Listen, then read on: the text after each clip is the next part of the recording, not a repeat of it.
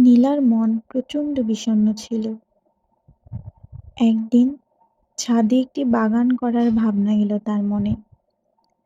কিছু টব কিনে সে শুরু করলো শাকসবজি, ফুল ও ফলের গাছ লাগানো। প্রতিদিন সকালে ছাদে গিয়ে গাছগুলোর যত্ন নিত সে। প্রথমে কিছু শাকসবজি, মরিচের গাছ, পরে টমেটো, আর তারপর ফল ও ফুল সবগুলো বেড়ে উঠতে শুরু করলো। একদিন ছাদ বাগান থেকে কিছু শাকসবজি ও ফল তোলার সময় নীলা অনুভব করলো গাছগুলো যেন তার জীবনের সমস্ত চাপ ও দুশ্চিন্তা দূর করে দিয়েছে। ফল তোলার মুহূর্তে তাকে মনে হলো এটাই আসল শান্তি। কাজের মধ্যে হারিয়ে যাওয়া মন এখন গাছগুলোর মধ্যে শান্তি খুঁজে পায়।